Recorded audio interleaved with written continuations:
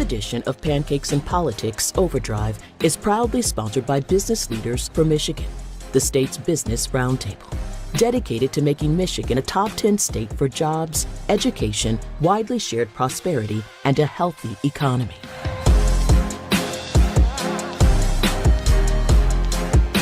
So Gary, good to see you again, as always. The seasons are changing, and it seems a lot of things are changing outside of the seasons. And it's been, this last half of the year seems to have been a couple seasons of choices. We had a president make the choice to not seek re-election, which in and of itself is historic. We've had America vote overwhelmingly to choose our incoming president, Donald Trump. The mayor of Detroit made a choice to not seek re-election, which is in a lot of ways reminiscent of when my father chose to not run. I think a lot of us would have preferred that they might stay for another term to continue the good work. But you have signed up and made the choice to continue on as chairman of your bank. Tell me about what led to that and what you're excited about as you continue in that role with the bank. So first, just in general, you've cited a lot of new and changing winds in America. And I think you know it and I know it. We live in the greatest country on earth, and we can withstand any of those changes. We see the politics shift, and we will live through those political changes, and we will certainly see, as we continue to do, America get greater and greater. My choice about remaining as chairman of Huntington Bank was really a process. As you recall, we did a merger 3 years ago, June. My bank was TCF, and we merged with Huntington. And it was a unique merger. We were a $50 billion bank at the time.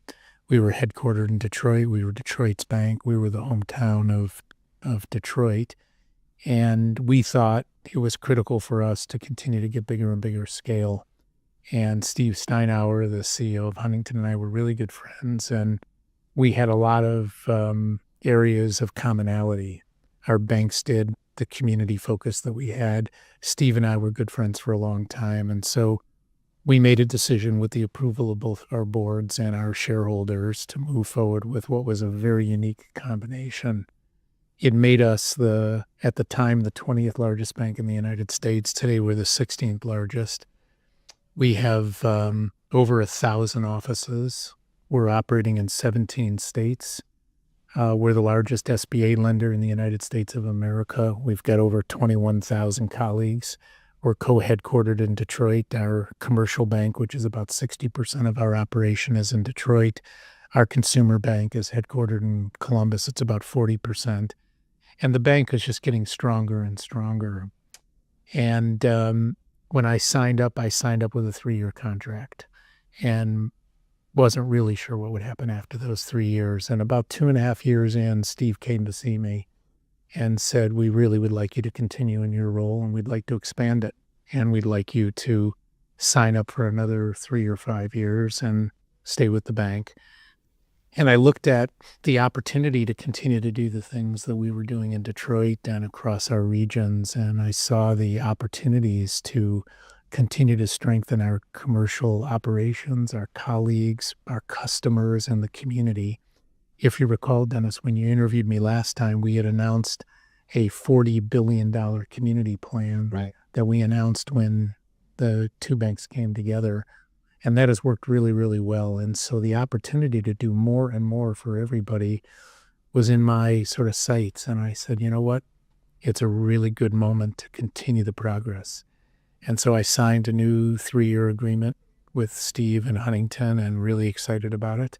So as of this past June, I'm continuing for another 3 years, and we'll see what happens after that. That's fantastic. You know, it's interesting you talk about your choice being partially rooted in the ability to do well by a number of people. When I graduated from, and you'll remember Charles, but when I graduated from law school, I went to a company called Graymark Realty Advisors, which was Charles Allen, yes, who you knew, and Hansel Minyard was his partner who lived in Philadelphia.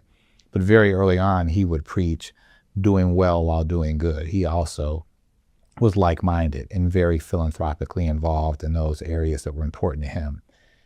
Since I've known you, which is 30 plus years now, you have, along the way, as you've built your businesses, you have continued and actually increased your philanthropy and your involvement in the community. You've done well, but you've continued to do good. How much is that part of your day-to-day ethos, and how important is that to you?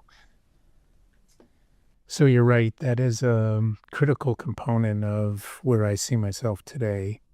One of the great things about working for a really big bank is they've got really good resources, and we're very focused on community. And so, along with my other responsibilities as chairman of the bank board, there is this component of driving really good activity for the communities. I'm really proud of our effort and our participation in Mayor Duggan's creation of the program, which we now refer to as the Strategic Neighborhood Fund, where I had the privilege to lead the fundraising for the corporate community. We partnered up with 7 neighborhoods. We took 2. We put $5 million into Grand Mount Rosedale, which was our first effort. And then Cody Rouge, we put another $5 million in as a bank. And we've become very engaged in those communities. And I feel like we never would have had that opportunity if it had not been these corporations coming together with Mike Duggan. Just recently, as you know, the mayor initiated a down payment assistance program, which I had the privilege to be involved in the creation and the fundraising of. And I brought a group of all the banks together and said, we need to participate in this program. And it has just been remarkable for the city of Detroit. We're taking renters who are paying more money than they would pay if they bought a house, giving them a $25,000 down payment assistance.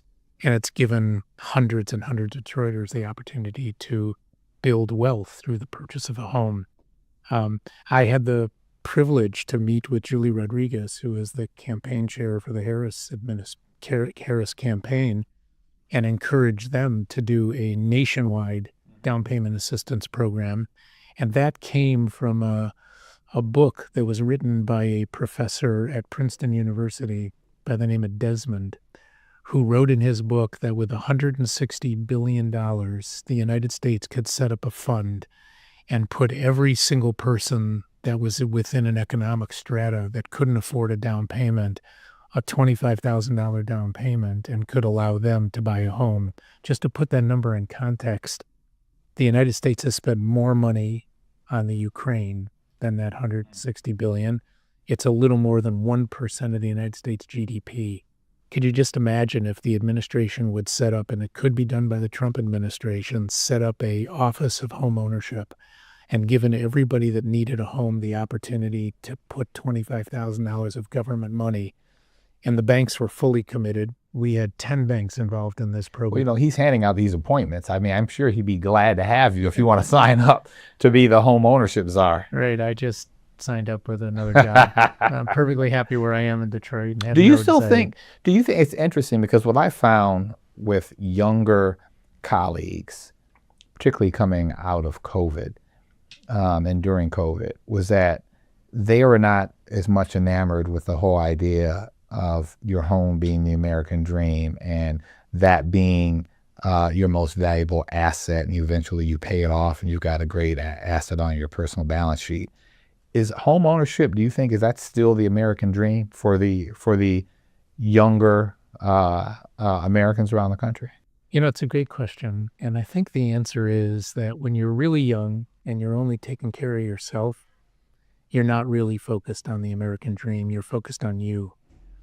But when you get married and you have some children and you've got to start to build for their future, a home becomes really important. It's important for the health of the family. You get to choose the neighborhood and the school that you want to go to. There are all kinds of studies that say home ownership versus rental changes the physical, mental health of a family and individuals in that home. So home ownership is still very critical, and it is the first builder of wealth for every person in America.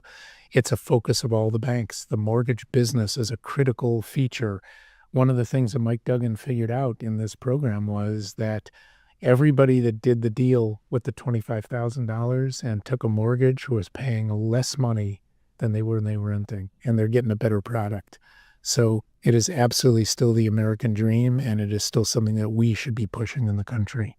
I want to go back to, you brought up corporate responsibility a little bit. And, to me, particularly in this geography, it's probably the same around the country, but the level of corporate responsibility, I think, is directly tied here in Detroit to who sits in the seat on the 11th floor. And I think in this particular instance, one, our mayor came from the corporate community. He was one of those corporate leaders, having come out of being a political leader by way of working with McNamara and with the school board and with the bus system.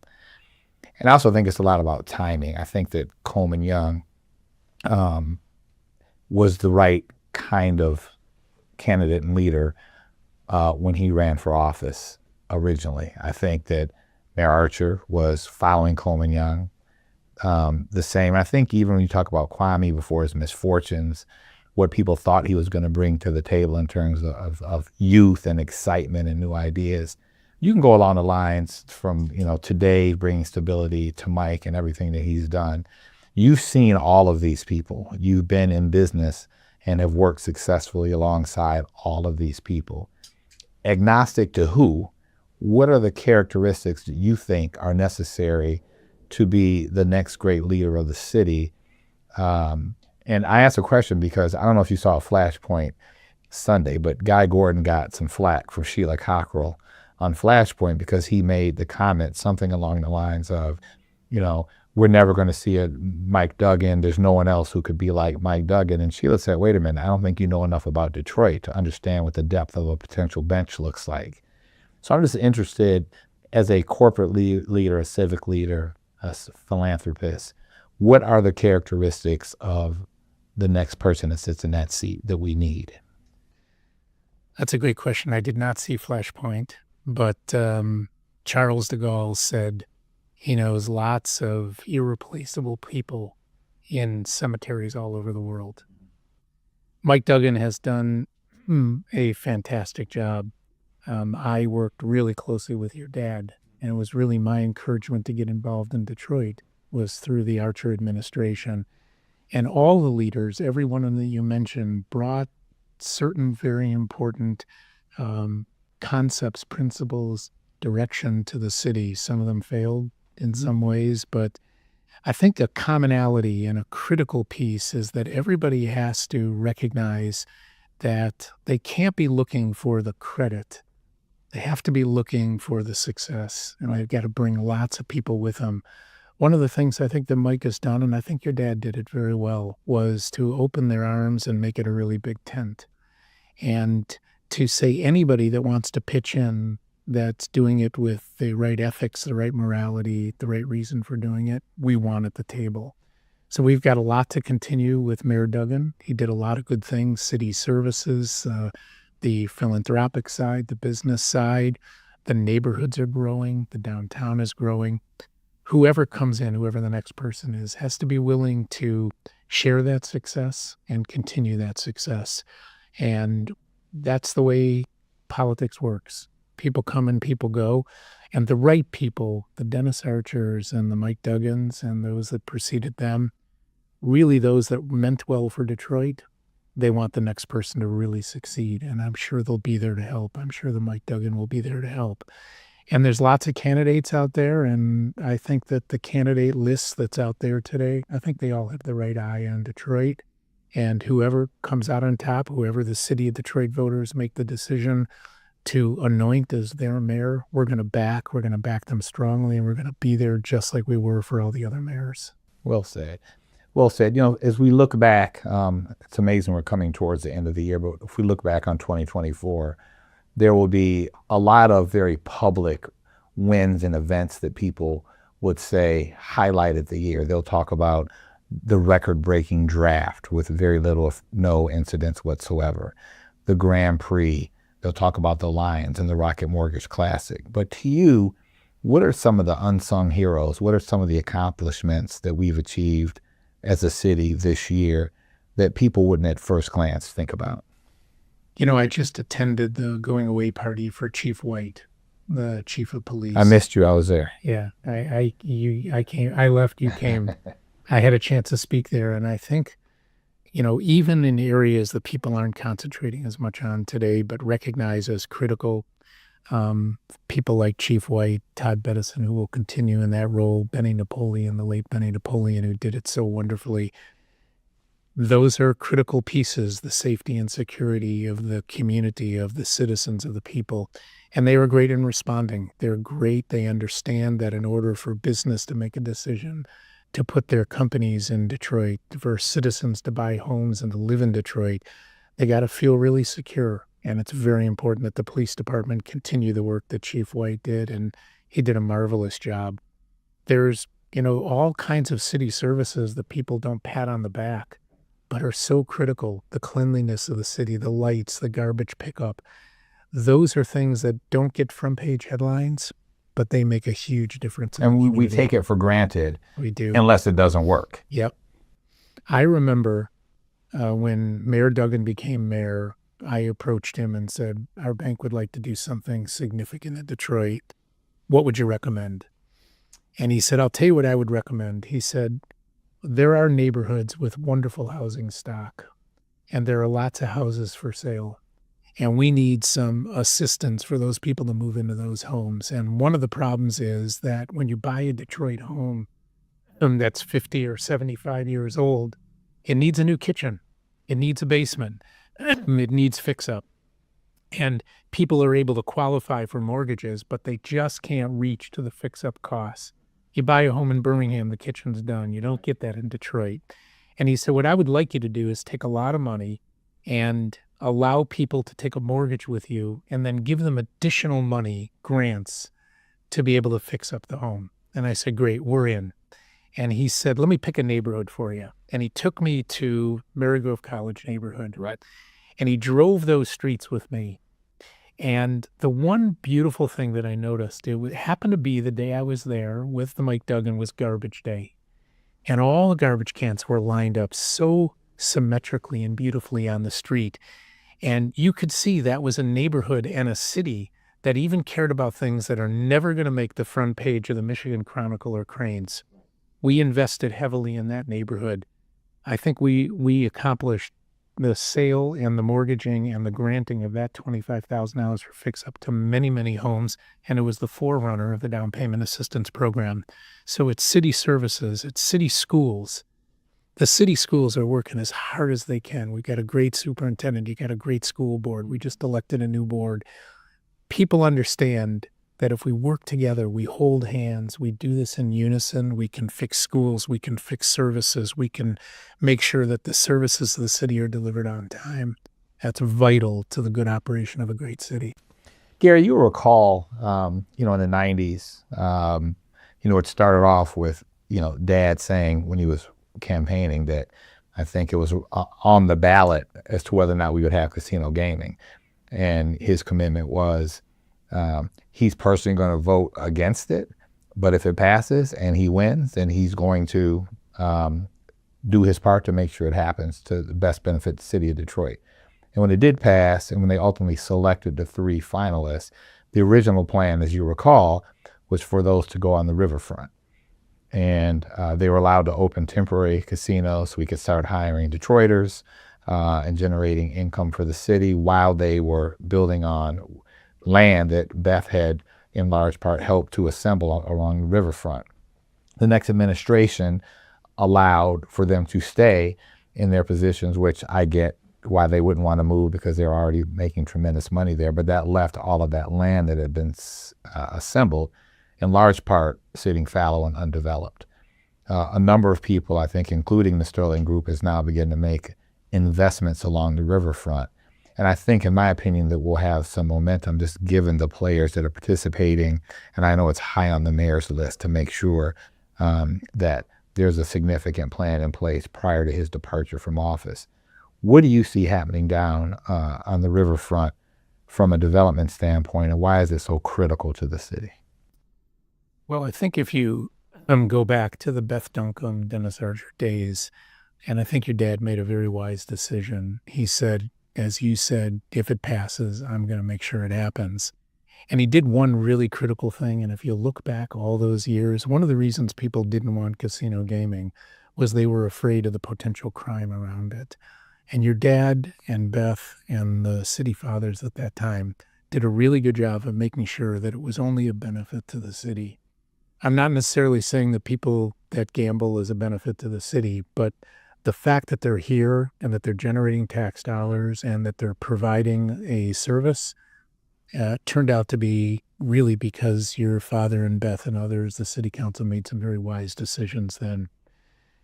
I think that today, if you look at the riverfront, it was a really good thing that it didn't happen on the riverfront because it has given us the opportunity to revision what the riverfront is.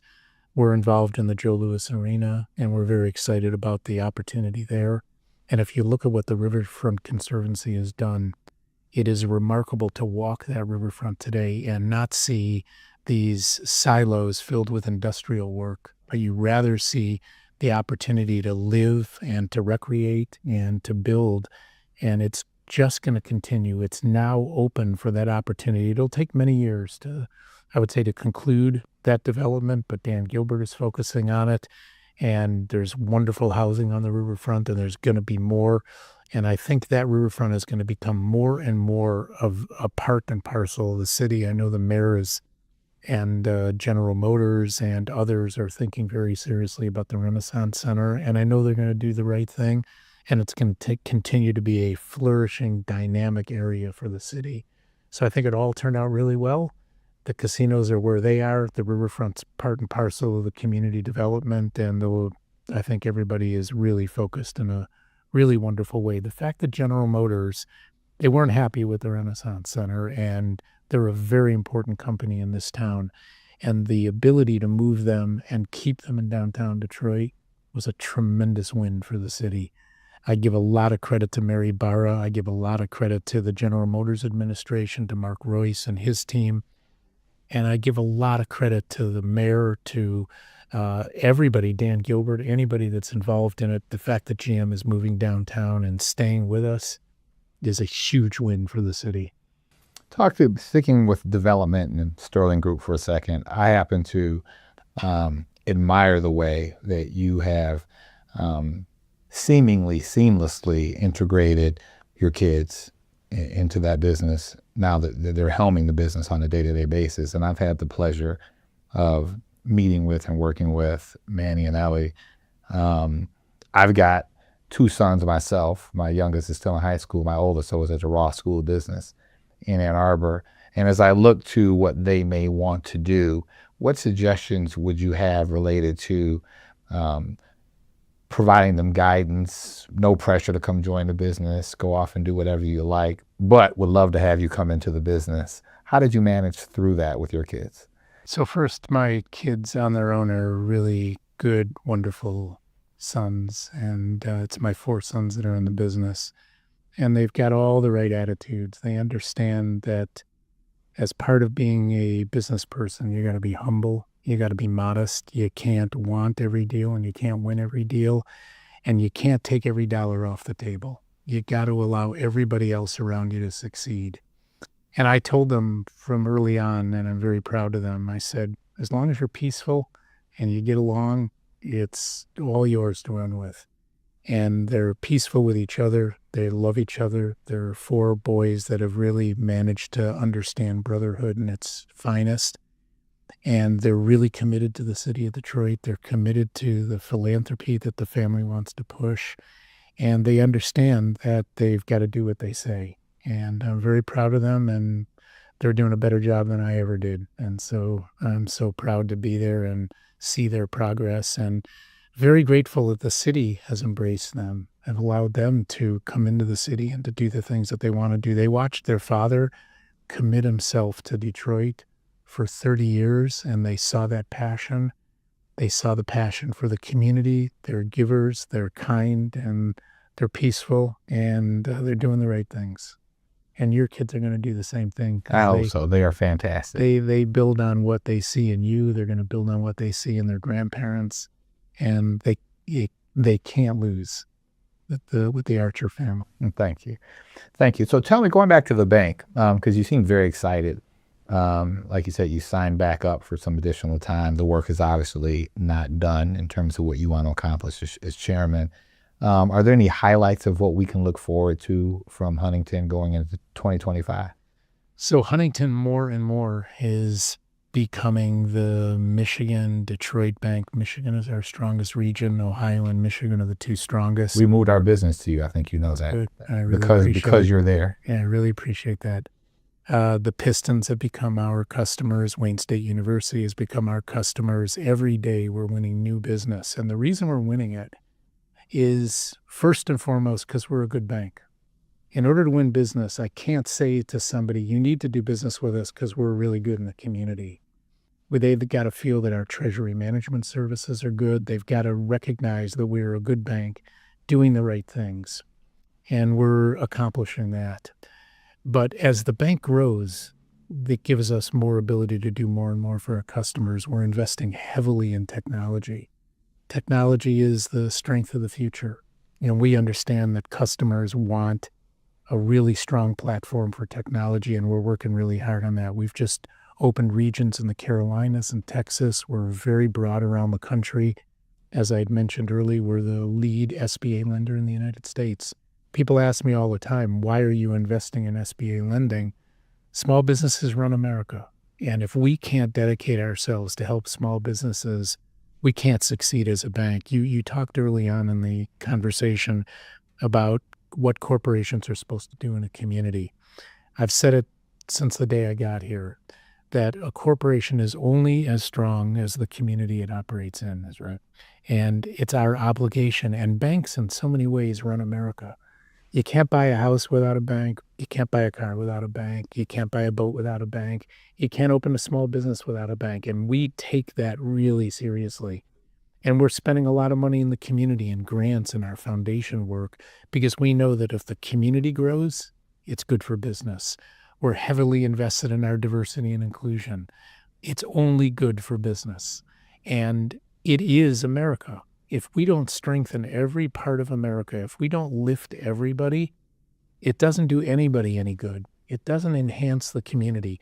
When one piece of the community is suffering, it eventually causes everybody to suffer. And that's our focus. You know, I'm gonna go to your comment. You mentioned DEI. I have a question about that in a second. But, you know, Detroiters in general, and you operate in multiple municipalities around the country, but I don't think I've ever seen one where the community is as loyal to those that are loyal to them as here in Detroit. I can just remember growing up, and it would be blasphemous. Like my father and my mom would have never considered buying a foreign car. And if I mentioned anything about something foreign, when I started buying cars myself, they would be critical of it. You know, you support those that support the community.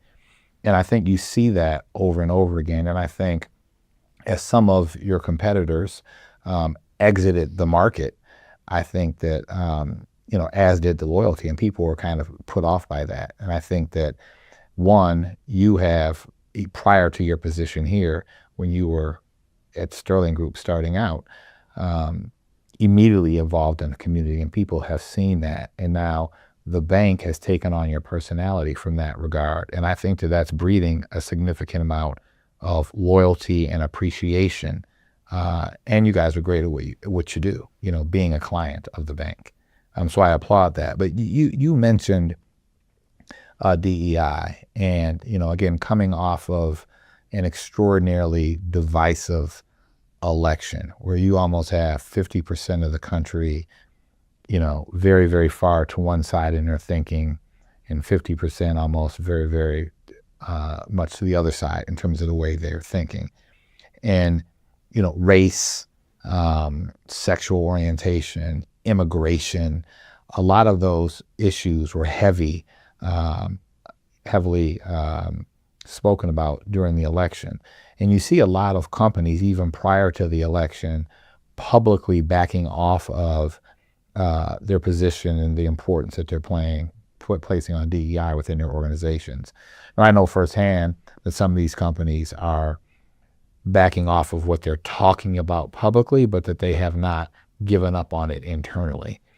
You know, how do you balance what you think is right versus wrong, but also as a publicly traded bank, you have a fiduciary responsibility to your shareholders to not take positions that are deleterious to your brand and to your stock price. How do you balance that? So that's a really great question, and that's probably the question of the ages. So I'm a product of immigrants. My family came over from Russia.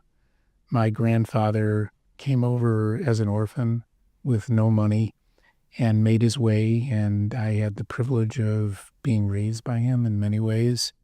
And I saw a person who understood that we need to give every single person a chance. I'm of the Jewish faith, and in the early years of this country, a member of the Jewish faith couldn't get into a medical school, couldn't get into a law school, couldn't buy a house in the same place where blacks couldn't buy a house. There were restrictions on Jews just like there were at blacks. We couldn't get into the DAC. And I learned from that experience that when America treats everybody equally, everybody benefits. And the whole DEI world and the whole concept of DEI, and you can ignore the nomenclature. Don't call it DEI if you don't want, if that's not comfortable for you. But doubling down on giving every person a chance is remarkable for everybody. And you see it in your lifetime. You're a very successful businessman, but you work really hard to give everybody a chance at everything you're doing. And when you do that, and when you treat those that weren't always treated well, giving opportunities for them, it only enhances every single person's life. When everybody can buy in a place that they want to buy, when you can recreate at a place that you want to recreate, and you join together as a diverse community, it makes a huge difference. I see it in my own company. I see the tremendous advantages to getting diverse opinions and diverse ideas and really stepping out to say, I want everybody to succeed, not just my kind, my color, my race. I want everybody to succeed. It makes for a really pleasant way to live. It makes for a great atmosphere, and it makes a camaraderie and a unity that is so important for the country. You know, I watched, just like you did, this election cycle, and a lot of it really troubled me and a lot sickened me. But I kept saying to myself, America's bigger than that. And we're going to find, and you're going to see that America is bigger than any one person, no matter what they espouse. And that's our job. And that's one of the reasons I'm staying in Huntington Bank, because that's a philosophy that its leadership really believes in. We're doubling down on DEI. Companies like Jerry Norcia at DTE, doubling down on DEI, making a college to teach returning citizens how to trim trees for $100,000 a year. I just had a meeting in my office with a large number of exonerees who were convicted of crimes they didn't commit, and helping them to get back into the community. We need to have more mental health services. We need to assist more people. We need to give more down payments. We need to lift everybody up. And when we do that, we're all going to be more successful. I agree. I couldn't say it any better. You mentioned earlier about the ability to recreate is one of the things. Recreate where you like, live where you like. From a recreational standpoint, Detroit's always been a big sports market. The Lions are having an incredible year this year, and people are talking about us going to the Super Bowl and all these sorts of things. I don't want to jinx it, but you guys just did, I'm not going to hold it against you, but I think you just did a transaction with the Cleveland Browns, a sponsorship deal. So tell us about that. Like, what brought that about? Why that team? And why now to get involved formally with a professional sports franchise? Great. So I just want to remind you that we built a huge headquarters on Woodward and Elizabeth. Yes, you did. I've been there. And it's a building that's gorgeous and full. We named the convention center here, which is the Huntington Place, and we're very proud of that. We're committed to Detroit like no other place, and if Detroit had a naming opportunity, we would have taken it. We just weren't out. We just didn't have the opportunity. So Cleveland is a very important marketplace for us. In a lot of ways, it's similar to Detroit. We're very committed to the Cleveland market.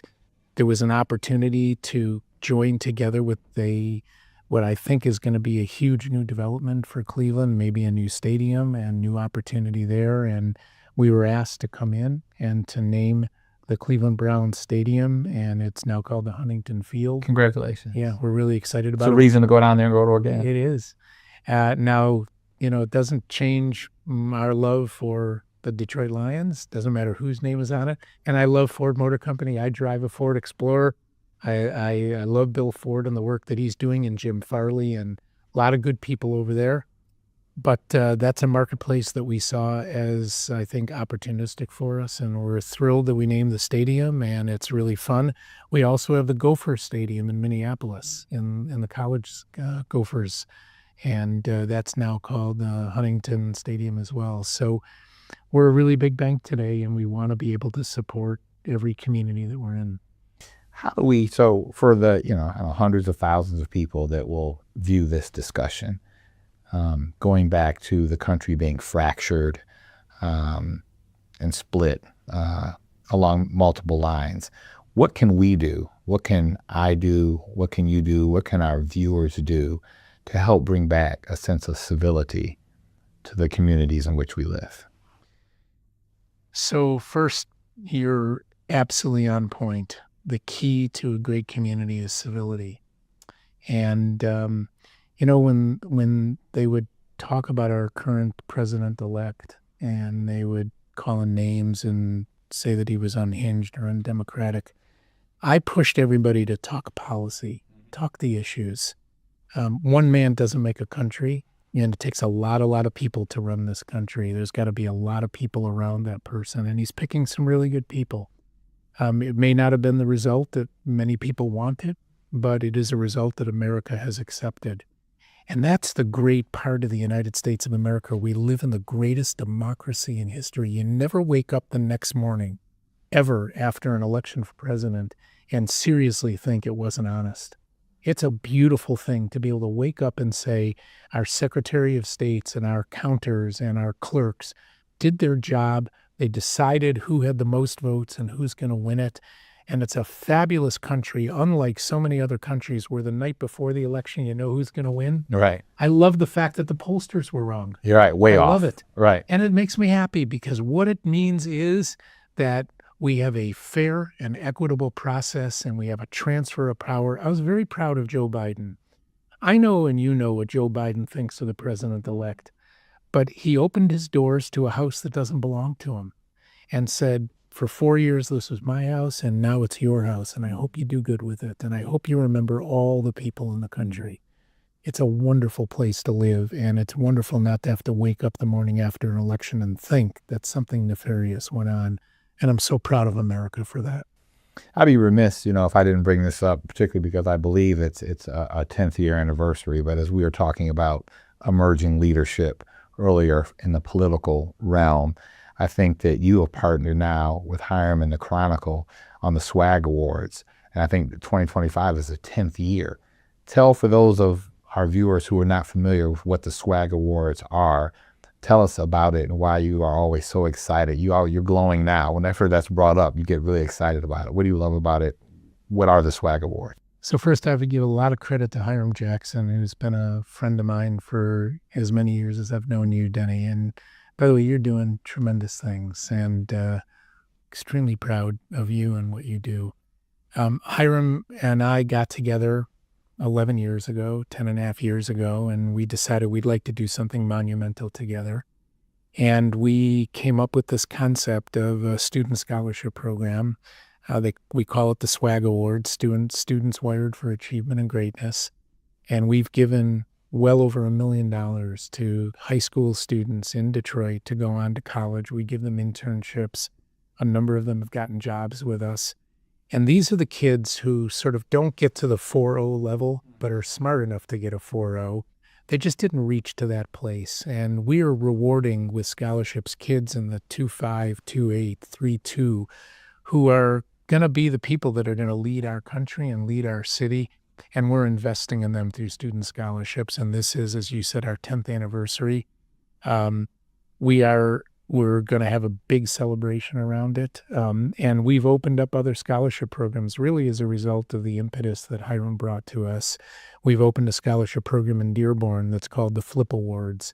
We've opened a scholarship program in Berkeley. We're doing it actually all across our country and all the regions.